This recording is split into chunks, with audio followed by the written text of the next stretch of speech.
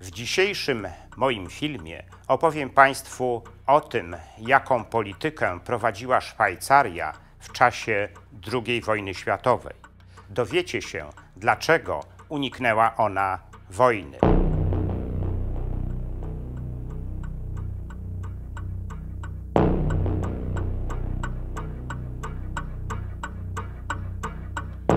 Według wszelkich przesłanek politycznych, militarnych i strategicznych niewielka Szwajcaria powinna stać się w czasie II wojny światowej kolejnym łupem Niemców. Wprawdzie Szwajcaria była od wieków państwem neutralnym, ale dla wodza III Rzeszy Adolfa Hitlera nie miało to zbyt wielkiego znaczenia. Również górzystość Szwajcarii nie mogła być wystarczającą przeszkodą w jej zajęciu przez Niemców. Niektórzy historycy uważają, że do zajęcia Szwajcarii przez Niemców powinno dojść zaraz po tym, jak Niemcy dokonali aneksji Austrii, która była uważana za część niemieckiego terytorium. Również Szwajcaria była postrzegana przez Niemców jako część pradawnej niemieckiej Rzeszy. Ale Niemcy nie zajęli Szwajcarii. Nie zrobili tego ani przed wojną, ani w jej trakcie. Nie zrobili tego nawet w lecie 1944 roku, gdy zajęcie Szwajcarii mogłoby im wydatnie pomóc w walce z nacierającymi na III Rzeszę aliantami. Trudno jest do końca zrozumieć, dlaczego tak się nie stało. Powstaje więc pytanie, co było rzeczywiście powodem tego, że Niemcy w czasie II wojny światowej nie zajęli Szwajcarii? Otóż wiele wskazuje na to, że warunki geograficzne tego kraju, czyli górzystość Szwajcarii, wcale nie były przeszkodą w jej zajęciu przez Niemców. Gdyby tak było, Niemcy nie przygotowaliby tylu planów agresji na Szwajcarię. Pierwszy taki plan został przygotowany przez kapitana Otto Wilhelma von Mengesa i został zaprezentowany 25 czerwca 1940 roku. Dokładnie w dniu, w którym podpisany został rozejm kończący francuską kampanię niemieckiego Wehrmachtu. Kolejne dwa takie plany powstały w drugiej połowie 1940 roku. Pierwszy z nich miał kryptonim Tannenbaum, czyli choinka, i sprowadzał się de facto do wspólnego zaatakowania Szwajcarii razem z Włochami. Drugi z tych planów, nazywany planem Zimmermana, miał polegać na tym, że niemiecki Wehrmacht miał błyskawicznym uderzeniem przełamać linie obronne Szwajcarów, a następnie uniemożliwić oddziałom szwajcarskiej armii wydostanie się na teren Reduty Narodowej, gdzie mogłyby się one dalej bronić. Oba te plany nie zostały jednak nigdy zrealizowane.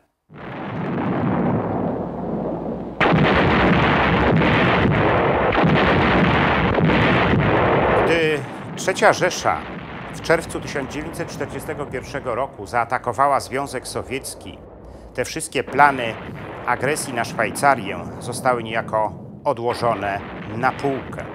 Nie oznaczało to wcale, że III Rzesza definitywnie zrezygnowała z zajęcia Szwajcarii.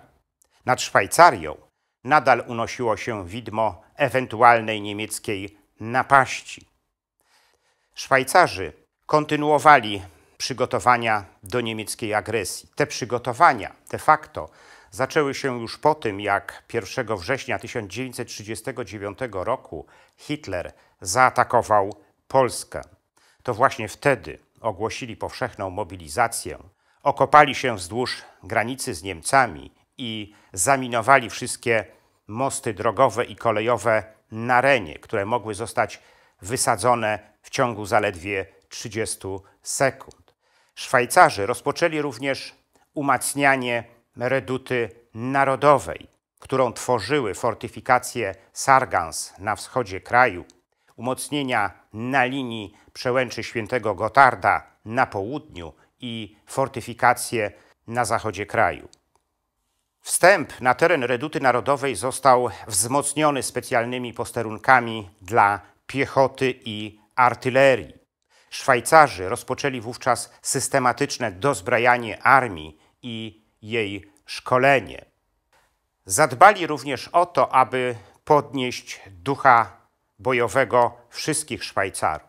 To właśnie dlatego głównodowodzący szwajcarskiej armii, generał Henri Goussien, 25 lipca 1940 roku na historycznej łące w Rutli, gdzie przed wiekami ogłoszono niepodległość szwajcarską, zwrócił się z apelem do wszystkich Szwajcarów, aby wykazali pełną gotowość do obrony kraju.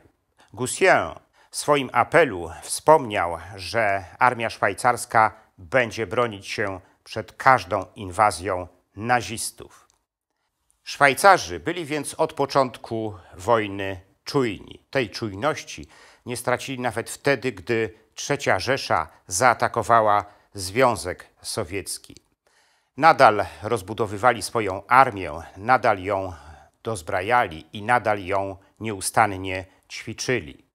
Kolejne zagrożenie dla Szwajcarii pojawiło się w lecie 1944 roku, gdy alianckie wojska wylądowały we Francji. Szwajcarzy obawiali się wówczas, że ich kraj może zostać zajęty przez Niemców. Sądzili, że Niemcy mogliby dokonać łatwego kontrnatarcia na alianckie wojska z terenu Szwajcarii, albo Szwajcaria mogłaby posłużyć im do szybkiego wycofania swoich sił zbrojnych z terenu Francji do III Rzeszy. Ale tak się nie stało. Na początku 1945 roku Szwajcarzy dalej byli w pełnej gotowości do odparcia ewentualnej niemieckiej agresji. Sądzili, że wycofujące się wówczas z Półwyspu Apenińskiego niemieckie wojska będą chciały przedzierać się do III Rzeszy właśnie przez Szwajcarię, ale do tego nie doszło. W maju 1945 roku wojna dobiegła końca i dopiero wtedy Szwajcarzy poczuli ulgę, bo minęło zagrożenie dla ich suwerenności. Ale Szwajcaria nie przetrwałaby II wojny światowej, gdyby nie prowadziła określonej polityki. Ta polityka polegała na utrzymywaniu ożywionych relacji gospodarczych ze wszystkimi stronami II wojny światowej. Na początku wojny najważniejszym partnerem dla Szwajcarów była Francja, jej tradycyjny partner handlowy. Ale w czerwcu 1940 roku sytuacja uległa radykalnej zmianie. Francja została pokonana. Szwajcaria została wówczas otoczona przez państwa osi, czyli Niemcy i Włochy. Szwajcaria zaczęła wówczas mieć problem z dostawami surowców, co negatywnie odbijało się na jej gospodarce. W tej sytuacji zgodziła się przyjąć warunki handlowe, jakie zaproponowała jej III Rzesza. To właśnie dlatego zaczęła się wówczas ożywiona wymiana handlowa z III Rzeszą. Dla Niemców Szwajcaria była źródłem cennych dewiz, dzięki którym Niemcy mogli kupować najbardziej strategiczne surowce niezbędne do zbrojeniowej produkcji. Ale Szwajcaria była również dla Niemców bardzo cennym skarbcem, w którym deponowane było złoto skradzione w całej Europie, w tym także złoto należące do ofiar Holokaustu. Niemcy mieli pełną świadomość tego, że zajęcie Szwajcarii pozbawiłoby ich dopływu twardej waluty i cennego skarbca. To właśnie te dwa czynniki powodowały, że te wszystkie opracowane plany ataku na Szwajcarię odkładane były na półkę. Ale przeciwko współpracy gospodarczej Szwajcarii z Niemcami buntowała się Wielka Brytania. Wielka Brytania zaczęła w pewnym momencie naciskać na Szwajcarię, aby ta zerwała współpracę gospodarczą z Niemcami i przestała im dostarczać dewiz, bez których Niemcy nie byliby w stanie prowadzić wojny. W zaistniałej wówczas sytuacji Szwajcarzy zaczęli umiejętnie lawirować pomiędzy Niemcami a Brytyjczykami. W praktyce to lawirowanie polegało na tym, że wiele urządzeń produkowanych przez szwajcarskie fabryki zbrojeniowe było dostarczane zarówno Niemcom, jak i Brytyjczykom. Tak było między innymi w przypadku miniaturowych zapalników do bomb lotniczych, jakie produkowała szwajcarska wytwórnia Oerlikon. Te zapalniki były sprzedawane zarówno aliantom i służyły do wyposażania bomb zrzucanych na niemieckie miasta, ale te zapalniki były również montowane w niemieckich bombach, które zabierane były przez samoloty Luftwaffe. Taka polityka nieustannego lawirowania pomiędzy jedną a drugą stroną była jednak dla Szwajcarów niebezpieczna. Bardzo łatwo mogła sprowokować napaść Niemiec na Szwajcarię z jednej strony, a z drugiej strony mogła przynieść gospodarcze sankcje ze strony aliantów, które pogrążyłyby szwajcarską gospodarkę. Pomimo tego Szwajcarzy taką politykę prowadzili. Musieli zresztą taką politykę prowadzić. Szwajcarii brakowało przede wszystkim surowców potrzebnych dla jej gospodarki, ale Szwajcarom brakowało również środków na zakup potrzebnej im żywności. To właśnie dlatego taką politykę Szwajcaria wówczas prowadziła. Oficjalnie Szwajcaria starała się, aby jej polityka była zgodna z duchem neutralności. Nie zawierała żadnych sojuszy z państwami biorącymi udział w II wojnie światowej. Starała się trzymać równy dystans wobec wszystkich krajów biorących udział w II wojnie światowej. Nie udostępniała również swojego terytorium ani swoich zasobów żadnemu z państw, które uczestniczyło w tej wojnie. Nieoficjalnie jednak Szwajcaria po cichu sprzyjała aliantom. Najbardziej namacalnym przejawem tego sprzyjania była zgoda szwajcarskich władz na działania na terenie Szwajcarii alianckich wywiadów. W Szwajcarii bardzo aktywnie działał brytyjski wywiad, który miał tam swoją ekspozyturę.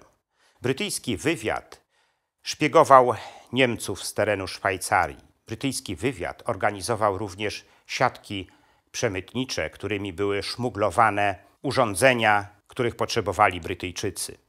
Na terenie Szwajcarii działał również amerykański wywiad, którego ekspozyturą kierował Alan Dulles. Amerykański wywiad również szpiegował Niemców z terenu Szwajcarii. Amerykański wywiad wspierał również partyzantów we Francji i we Włoszech. Utrzymywał również łączność z antyhitlerowską opozycją w III Rzeszy. Tak czy inaczej, Szwajcaria zdołała obronić swoją suwerenność w czasie II wojny światowej.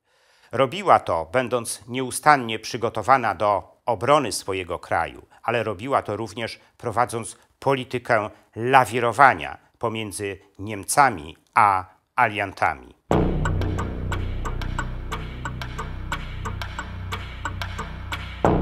W następnym moim filmie opowiem Wam o tym, dlaczego Niemcy poszukiwali tak zawzięcie w czasie II wojny światowej obrazów Jana Matejki i dlaczego były one dla nich tak ważne. Ten film zatytułowałem Polowanie na Matejkę. Gorąco zapraszam do oglądania.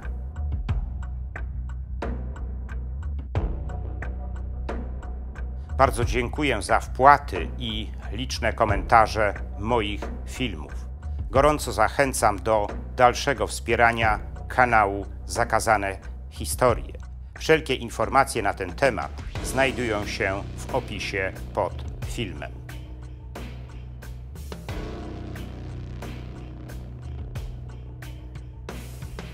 Jeśli podobał się Wam mój film, udostępnijcie go znajomym, dajcie łapkę w górę i kliknijcie subskrybuj.